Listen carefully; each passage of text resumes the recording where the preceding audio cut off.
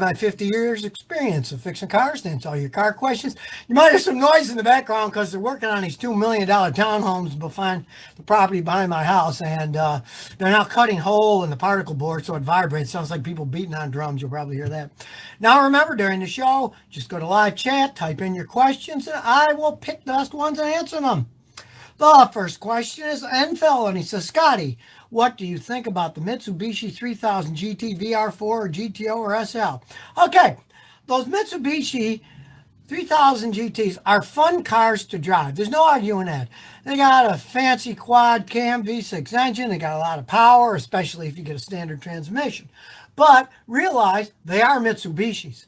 As they age, they get very expensive to repair, and those are interference engines. A lot of times the engines wear out. If you buy a second-hand one, never, ever buy a second-hand one without having a guy like me, a professional mechanic, check it out before you buy.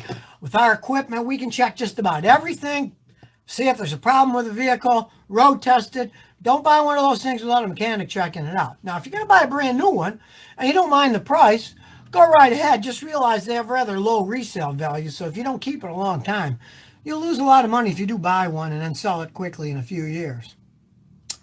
Next question. John Doe says, how can I remove urine smell from my seats? Yeah, that's a really hard smell to get rid of. There are actually neutralizers. And depending on whose urine it is, I guess. I had a cat once, neighbor's cat. I left the window down. The cat jumped in and peed on my seat. Man, did it stink. So I just went to one of these pet stores, and they had this mixture that gets rid of pet cat urine especially. And I used that, followed directions, and it worked quite well. Now, you can try things like Resolve to try to get it out, clean it, but that smell kind of sticks in, and the stuff that removes it is usually a biological one where it actually makes enzymes that eats it up to get rid of the smell. So go if it's cat pee, go to a pet store. Now, if it's people pee, I guess the same stuff would work there. Next question.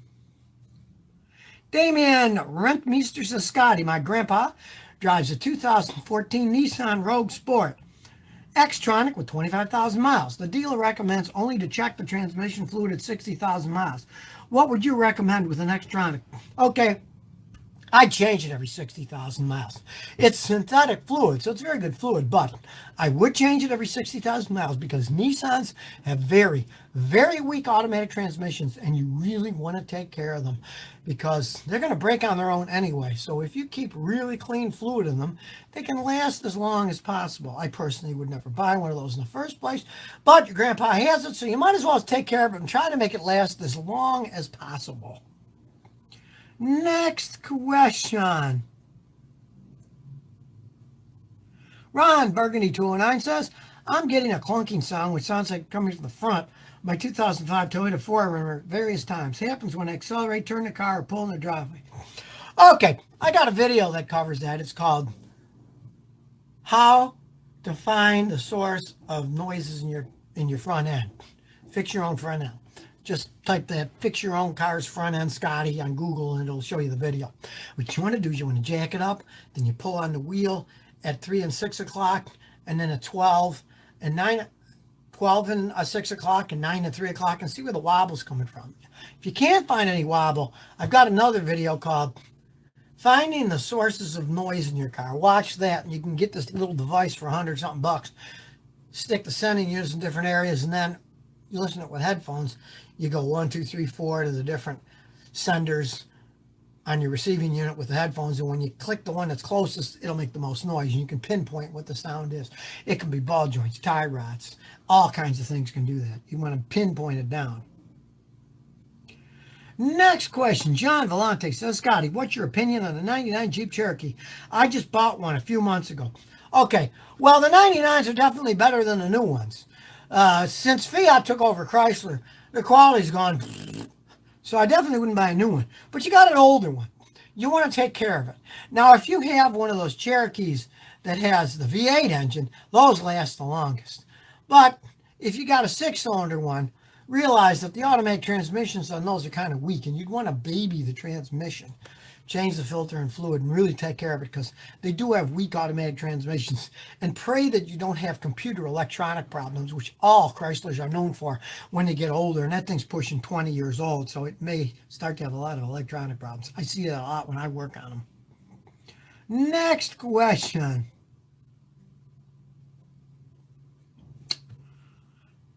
Eldar Novalik says, Scotty, I got an 04 Cadillac CTS. Has trouble starting after every trip to the gas station. It cranks, but it's hard to start. What should I do? Okay, if it only does it when you go to the gas station and fill it up, odds are you have a bad evap canister vent valve. The anti-pollution system, evap, when you fill your car with gas, there's all those fumes. It has to accept those fumes and then filter them out. If your evap canister vent valve is bad, it will back those fumes up into the manifold. And then when you try to start it, it floods the engine out with too many fumes. So have a pro check your evap canister vent valve, or if you're a gambling man, just go buy one and replace it. I see them go bad all the time in those things. Next question. Raul Garcia says, I got an 04 Escalade. The temperature gauge goes up and down. Well, they'll go up and down, but they're supposed to go from cold to medium and stay there. If yours keeps going up and down, I'll tell you got one or two problems. One, you could just have a bad thermostat. They don't cost much. Go to a place like AutoZone, buy a new thermostat, put it in. It's a simple job. Doesn't take all that long. If it's not that, a lot of times it's the sending unit for your temperature gauge. If it's not working right, or if the connection is loose, it'll keep going up and down. And first, check to make sure that the connection's not loose, because if it's loose, it'll do that. But if it is nice and tight, then get another sending unit. They don't cost that much, and a lot of times that'll do that too. Next question. Squid Garage says, Scotty, I have an 03 F-150 5.8 V8 with 220,000 miles. Is it a good truck? Well, you got 220,000 miles on it. That's not bad, you know. Yeah, those V8s, I'm not a fan of the V6s, but those V8s are pretty solid made engines. Now, they're somewhat gas hogs because it's a big truck. All big trucks are gas hogs. Even the Toyota big trucks, like the Tundras, they are gas hogs too, because a big vehicle has to push itself around. Trucks are high up in the air. They're not very aerodynamic, so they're all going to get pretty crappy gas mileage. It's just how big trucks are. But that F-150 got 220,000 miles on it. The only really weak point is the automatic transmission. And really, if it went out, you get a remanufactured unit with a 3-year warranty from Ford. You can just do that if it does go out. Next question. The Sam says, I have an 05 Saab 9.3 and there's a really loud ringing noise for the first few seconds of accelerating. Sound completely goes away when the engine warms up. What could be causing that? Okay. Saabs realized, of course, the company's bankrupt. They went out of business years ago.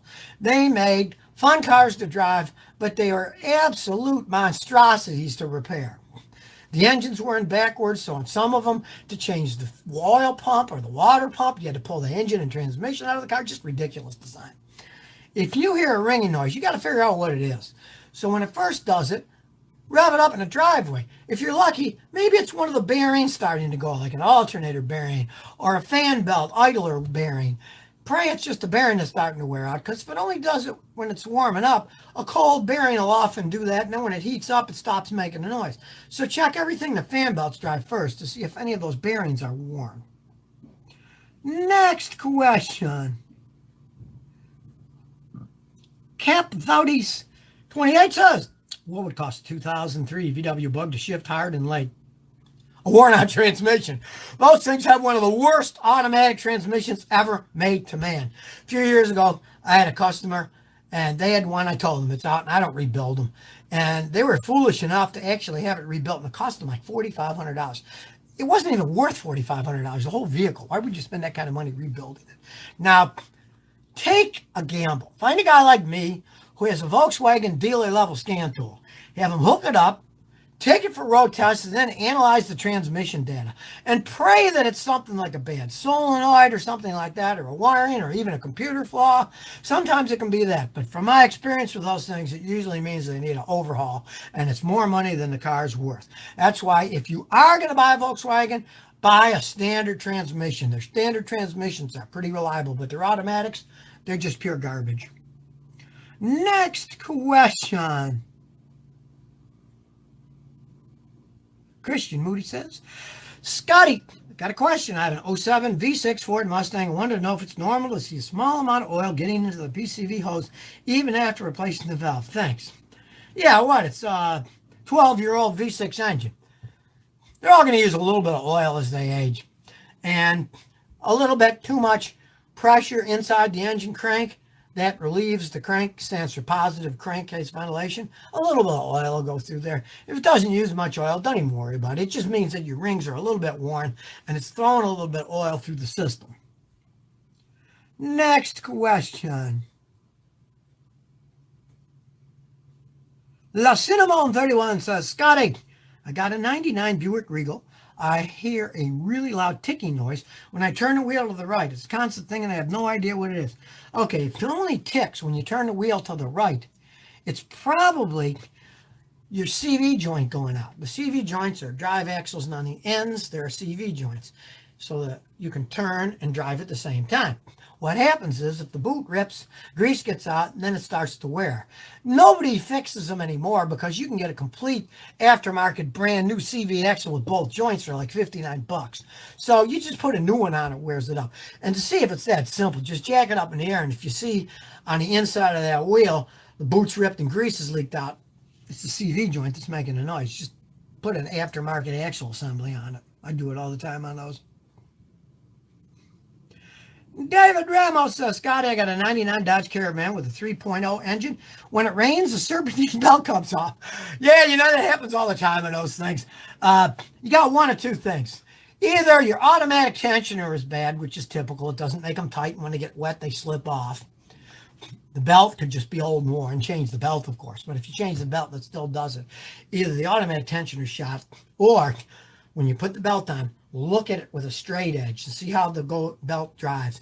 And odds are, one of the things that's run is cockeyed, like the alternator. Maybe the bushings that hold it on are worn, so it sits at an angle now, and it's not even with the others. I often see it on those as they age. Very common. Next question. Gilberto Andraca says, Scotty, I'm thinking about buying a new car. Any suggestions? Yeah, check your brain. I never bought a new car my whole life. I always bought used cars. You save so much money buying a used car. But, I mean, it depends on what you want. If you want a really good standard transportation car, get a Toyota Corolla. They can run forever. If you want a fancier one, get a Camry. If you want a sports car, get a Ford Mustang. I mean, there's all kinds of cars to get. But if you want something that's going to last forever and rides nice, get a Toyota Camry. Those things can last forever, 400,000 or 500,000 miles, and they do ride, especially the new ones. They ride like a dream. I drive new ones because I rent them when I fly somewhere. Well, I don't. The companies that are paying to fly me around places rent me cars, and I try to get a Camry because they get phenomenal gas mileage, almost 40 miles a gallon, and they're real comfortable cars. But I'd never buy a new one because I'm too cheap. Next question. Nathan Liu says, how long will my brand new 2018 Audi A4 last if I take care of it? Well, if you really take care of it, it might last for quite some time. They become endless money pits as they age. If you just look in the past of those cars, see how low their resale values are. They are because they fall apart. I had a neighbor who had a turbocharged version of that, and he was a corporate lawyer. And he ended up getting rid of it because he hated the thing. The transmission blew up twice on him, and it wasn't even automatic transmission. It was the standard. And it just kept blowing up because they were so poorly made. Now, if you take care of it, change the oil. Don't listen to any of their garbage. Change the oil every 5,000 to 6,000 miles. Don't change it every 10 or 15. That's nonsense. And change the coolant once every 5 years. Take care of it. And you never know how long it's going to last. But realize, look at the resale value. They have very poor resale value, and that means that they really aren't very good cars. Next question. Mitch Pellard says, Scotty, my 2012 Ford Focus XE, I was driving down the road. My car just stopped. Felt like it went to neutral. Gassing just rubbed it and drive. Help. Well, sadly, it sounds like your transmission's shot, and those had bad transmissions. There's actually a class action suit against Ford for that, so you might look into that. You want to pray that maybe if a CV joint broke, if it broke, then the engine will just rev up and it won't go anywhere. Pray it's a broken CV joint. But I know with those, they've had a lot of problems. And if you look and the CV joints are all bolted on and the transmission has fluid in it, then odds are your transmission just went out. They've had a lot of problems with that particular one. And like I say, if it is a transmission, you might look into this class action suit that's being done against those transmissions because they had a lot of problems with those things. Next question.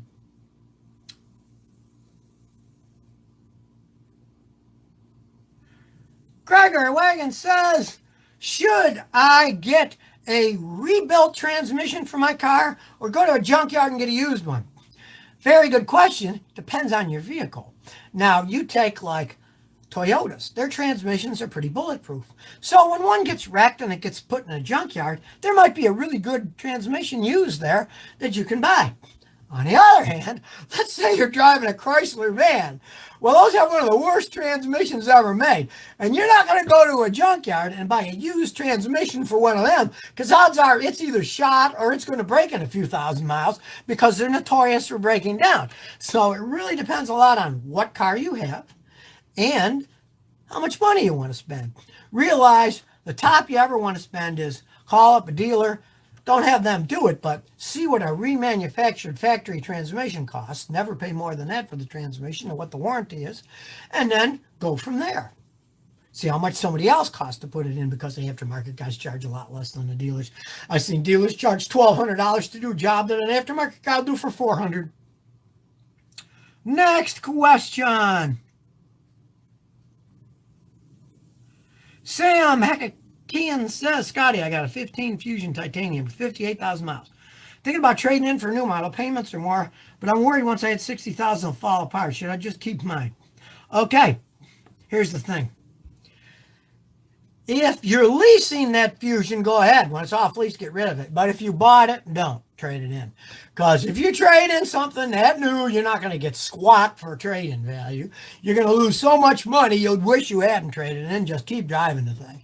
Because when you got a 4-year-old vehicle and you trade it in, you look at the low money they're going to give you.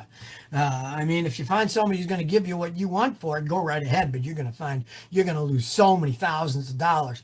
Even if you were, say, took a long-term loan, you might even owe more money on the car than the car's worth on the trade-in. So I wouldn't trade it in then. Next question. Mr. Batman says, Scotty, I was planning on trading in my 07 Chrysler 300 for a 2017 Chrysler 300 200. You think I should change to a different company? The new Chrysler is worth the price. No, the new Chryslers are garbage, and the 07 was before Fiat owned the company. Now Fiat owns it. You do not want one of those new ones. Their quality is much lower.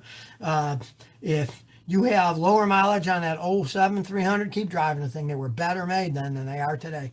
I would definitely not buy a newer one. If you want a newer car and you want to get rid of that, get yourself a Toyota, a Lexus, anything but a Chrysler. You do not want to buy a modern Chrysler. Since Fiat bought them out, their quality has gone even worse.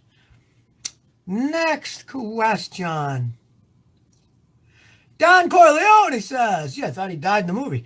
Scotty, I just got my license. I'm looking to buy an older classic car. I'm looking at an 84 Pontiac Firebird Trans Am. Any thoughts? Okay. Those can be fun cars to drive. Of course, it's probably going to have the V8 engine. It's going to use a lot of gas. Be a gas hog. If you don't mind that, it's an old car. That's what?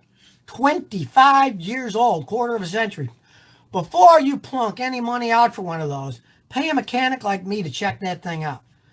We know what we've been doing, and since it's a old one, you're not going to get much data with a scan tool. You need a mechanic who understands those cars. Spend an hour or so driving to check it out, telling you what the car's worth. See if it's even worth buying in the first place. And then if it is, mechanic would honestly say, you're going to have to fix some of these things, brakes, whatever, and give you an idea what kind of money you'd have to put into it. Just don't look at it and buy it right off because you can get into a money pit on those things. You always want a mechanic to check that stuff out. Next question. Mundu Taku says, Scotty, what do you think of a 2007 Volvo S40 with 70,000 miles? Just bought one. Well, they're great driving cars. And it's only got 70,000 miles. But I hope you didn't pay much for it because they really have low resale value. As they age and break down, those are European luxury cars. And as such, You need years of experience, lots of special equipment, all kinds of stuff to work on them. And the parts generally cost a fortune. But with 70,000 miles, it still might last quite some time. Now, all of my customers have had those when they get to be, 12, 15, 20 years old and they get 100 something thousand miles on them. They're generally completely falling apart and they all ended up hating them and never bought another one. But if you paid a little for it and you like it, yeah, you never know, it might last a while. Next question.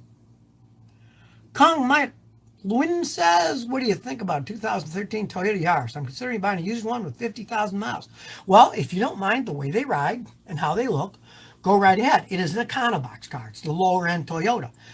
They can last a long time. They do ride kind of bumpy. They're smaller cars. They get really good gas mileage.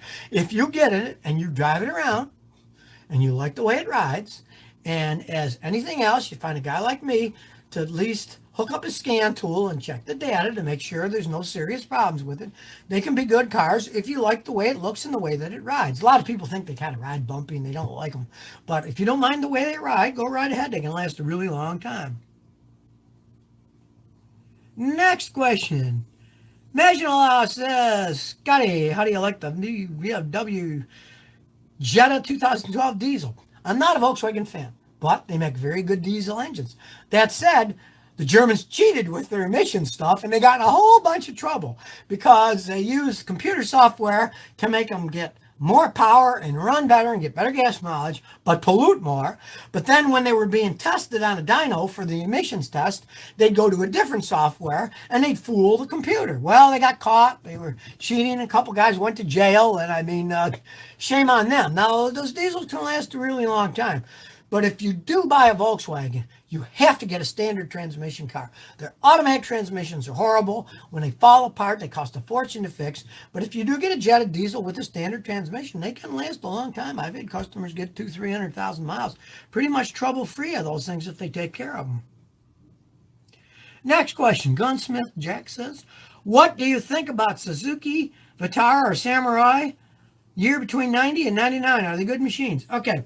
Here's the weird thing. I used to have a Suzuki racing motorcycle. It was bulletproof. It go 175 miles an hour. I mean, it just ran and ran and ran. But their cars and little trucky things like that, they're kind of crappy made. They ride like old washing machines jailing around. They're not the greatest vehicles in the world. They pulled out of the United States. You can't even get parts for them anymore.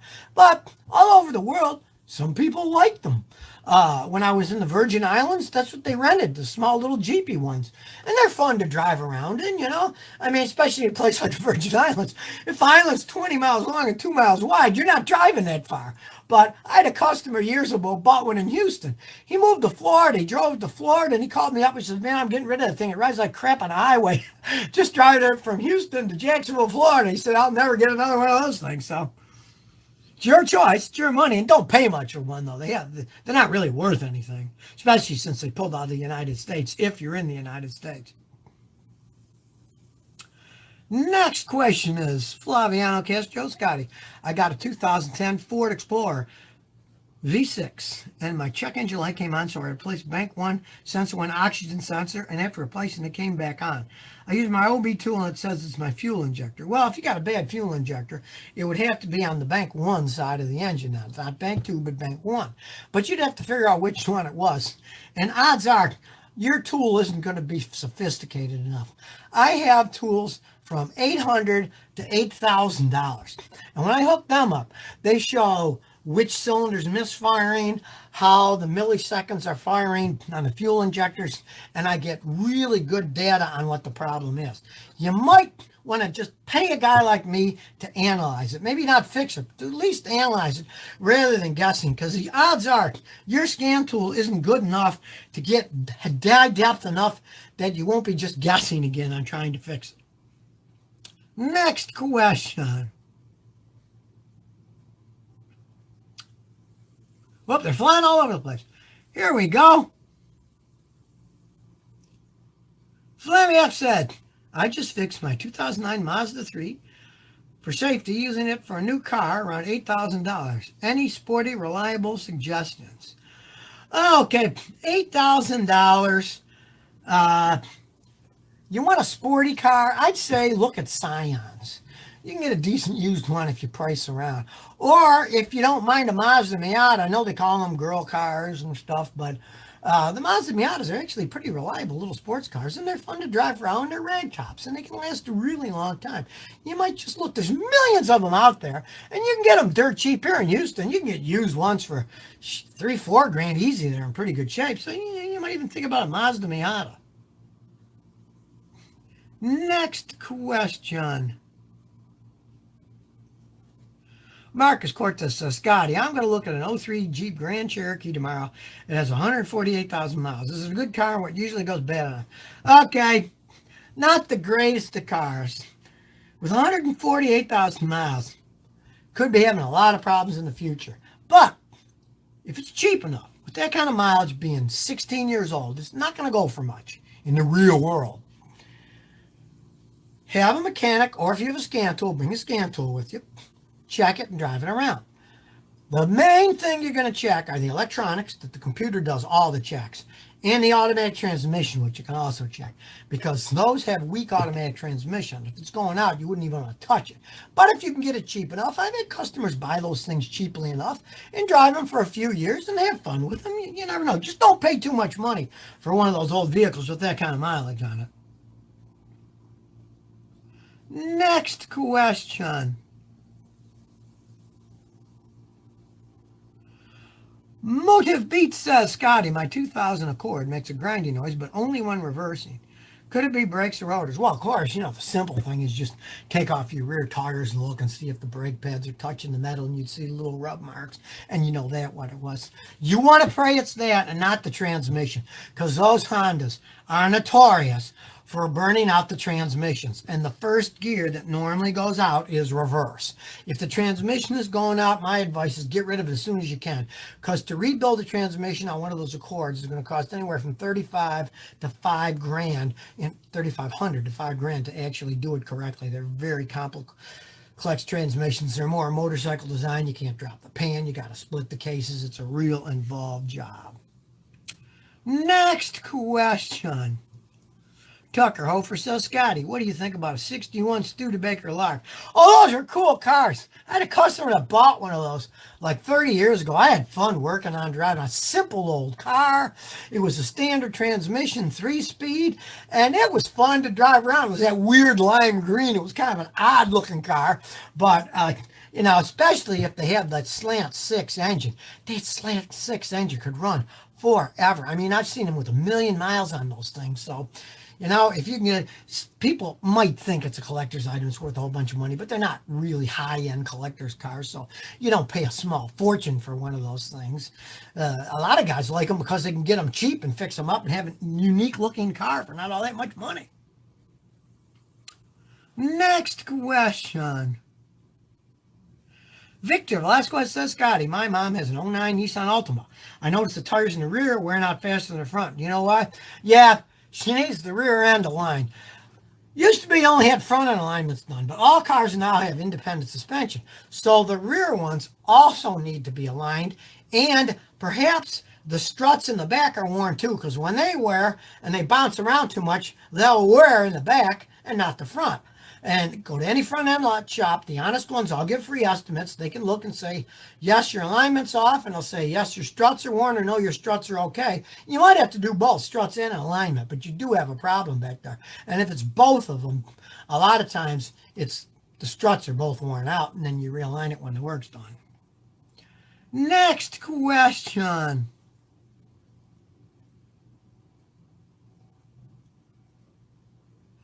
Yasmara Villafana says, what are your thoughts about GMC and Chevy trucks? Okay, they used to be great trucks in the 60s. They were vying with Fords for the best trucks in the world. But their quality's gone down over time. I got customers that have 20-year-old ones, and they're still running like clocks. But I have customers that have ones that are 10 years and newer that have had a lot of problems. So I'm not a fan of their later stuff. They've lost a lot of quality controls at GM as far as I'm concerned. Look at that debacle they had with those ignition switches breaking, and they tried to hide it by changing the part number and not telling anybody. I mean, they're not that honest of a company anymore. I just don't trust them. I personally wouldn't buy one. But if you wanted a cool old truck, the old ones are excellent. They were well made. Next question.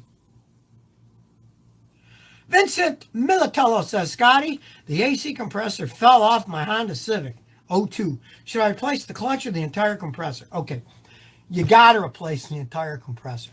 Years ago, I used to attempt to replace the AC clutches to save my customers money, and it always would bite me in the ass. Because what happens is, if the clutch breaks, they usually break because the compressor itself is going out. So you might as well replace the whole thing. You don't have to go to Honda and buy it. You can get an aftermarket brand new one at a good enough price. Well, that's it for this week. Now, remember, all these videos are turned into 3-minute highlight videos every day of the week in the afternoon, about 4:30 Central Standard Time. And every day I got 2 videos running up, so join the Scotty Kilmer channel and you'll never miss another one. And I'll be here Saturday at 10 a.m. doing another live car talk.